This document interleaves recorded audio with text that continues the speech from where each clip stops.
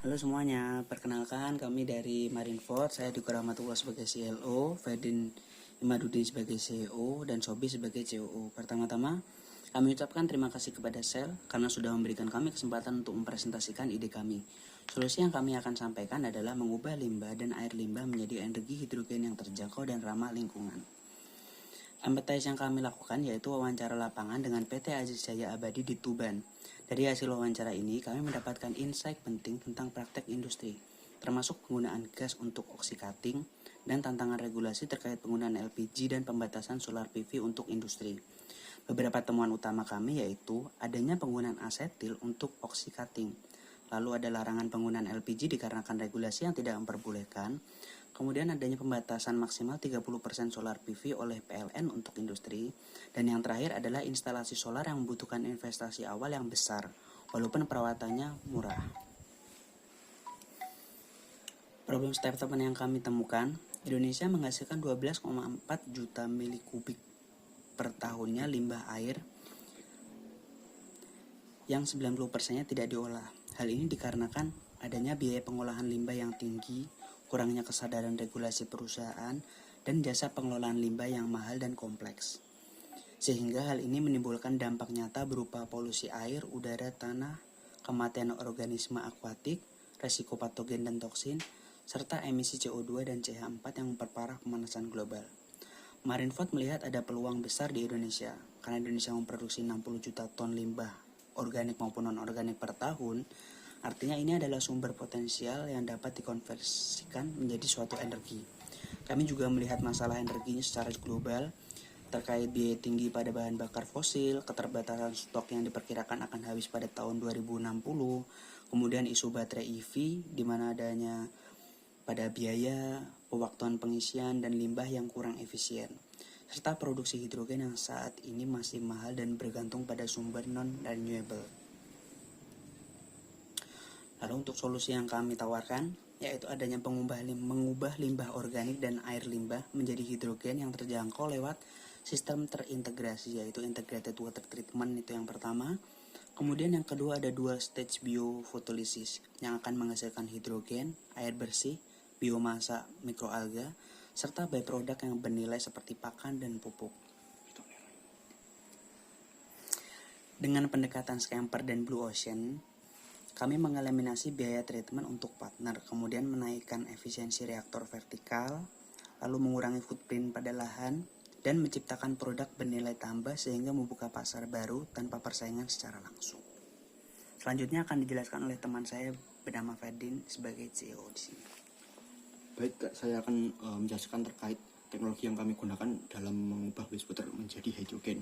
Yang pertama yaitu berawal dari limbah organik yang kita tampung pada gas biodigester yang menghasilkan gas, kemudian gas itu akan digunakan sebagai energi generator untuk menggerakkan listrik pada treatment plant, yaitu mulai dari biofotolisis dan seterusnya. Kemudian wastewater akan dimasukkan ke sedimentation tank, sehingga setelah terjadi sedimen akan dialirkan kepada fotobioreaktor yang kemudian nantinya akan menghasilkan gas oksigen. Lalu air dan juga mikroalga akan dialirkan kepada anaerobik dan fermentasi, di mana tidak adanya oksigen dan juga cahaya yang masuk, sehingga akan menghasilkan enzim hidrogenase yang nantinya akan menghasilkan gas hidrogen yang sebelum ditampung akan melakukan pencairan melalui kriogenik. Lalu air dan alga akan disaring melalui clarifier sehingga akan terpisah produk berupa air bersih dan juga biomasa alga. Kemudian ini adalah hasil dari uji atau tes dari PT Aziz Jaya Abadi. Yang pertama yaitu dalam hal proses pemotongan, yaitu mereka mau menggunakan hidrogen sebagai bahan bakarnya, namun hanya untuk material yang non stainless steel. Kemudian mereka juga condong untuk menggunakan hidrogen yang dihasilkan dari on-site water treatment, yang mana nantinya akan digunakan sebagai penggerak energi untuk industri daripada menggunakan solar PV selama harganya itu lebih kompetitif. Kemudian mereka juga bersedia menyediakan space atau lahan untuk on-site treatment dan juga hydrogen production, selama mereka dapat memperoleh digratiskan biaya treatment itu sendiri. Lalu mereka juga bersedia membayar sekitar $2,4 per kilogram hidrogen untuk kebutuhan electricity mereka dibandingkan menggunakan listrik dari PLN, atau dengan skema lain yaitu berupa sharing capital capex dan juga sharing hasil dari hidrogen tersebut. Kemudian mereka juga mau menggunakan 100% hidrogen untuk powering seluruh plan mereka jika tidak dibatasi oleh pemerintah. Lalu apa yang kami pelajari? Yang pertama yaitu karena heavy industry atau industri alat berat itu menghasilkan wastewater yang lebih sedikit, maka kami lebih fokus menyuplai hidrogen dan fokus pada treatment khusus, bukan khusus tapi lebih fokus pada F&B industri, kemudian agrikultur atau aquaculture, dan juga tempat pembuangan akhir. Lalu terkait masalah regulasi di Indonesia yang membatasi penggunaan power plant on-site atau solar PV, maka kami beralih mengalokasikan biomasa yang menghasilkan gas tersebut untuk produksi hidrogen secara langsung dibandingkan menggunakan ini sebagai menjalankan listrik untuk seluruh treatmentnya. Lalu kami juga fokus untuk menggunakan byproduct untuk penggunaan lain seperti animal feed, biofuel, ataupun fertilizer untuk menghasilkan revenue dan juga profit yang lebih tinggi lagi. Kemudian ini 4 action framework dari kami, yaitu yang pertama kami mengeliminasi biaya dari waste dan water treatment untuk industri partner. Kemudian kami juga menghilangkan biaya untuk material untuk sumber daya energi tersebut, dan juga mengurangi biaya untuk distribusi. Lalu kami menghilangkan, bukan mengurangi. Kemudian yang selanjutnya itu reduce, yaitu antara lain mengurangi land space footprint, kemudian carbon footprint, dan juga mengurangi ketergantungan akan input energi dari eksternal. Kemudian kami menaikkan efisiensi melalui sistem vertical reactor yang sudah kami modifikasi, yang nantinya akan meningkatkan efisiensi dari produksi hidrogen itu sendiri. Lalu kami menciptakan sebuah value antara lain energi hidrogen yang lebih bersih dan juga lebih terjangkau, dan juga kemudian byproduct yang bernilai ekonomis seperti animal feed maupun fertilizer, dan juga clean water yang bisa kita bagikan kepada masyarakat secara gratis. Lalu kami juga mampu menciptakan sebuah integrasi dengan industrial carbon capture, dan juga kami bisa berpotensi untuk mendapatkan carbon tax credit, namun terbatas untuk beberapa negara. Dan ini adalah kurva value dari sistem kami dibandingkan dengan sistem-sistem yang sudah ada. Dan dapat kita lihat bahwa sistem kami unggul secara keseluruhan, mulai dari raw material cost, kemudian treatment cost, lalu land footprint, carbon footprint, product value, dan juga byproducts and innovation. Nah, selanjutnya, dan ini adalah BMC yang kami gunakan. Pertama itu adanya segmen pelanggan. Segmen pelanggan kami yaitu B2B seperti industri kimia, industri kertas, serta manufaktur F&B. Untuk nilai proposisi yang kami tawarkan berupa treatment gratis plus hidrogen dengan OPEX target yang rendah, yaitu $3 per kilonya. Lalu untuk revenue stream kami berasal dari penjualan H2, byproduct, dan potensi kredit karbon. Hubungan customer kami menawarkan layanan treatment secara gratis, kontrak jangka panjang, dan cross selling.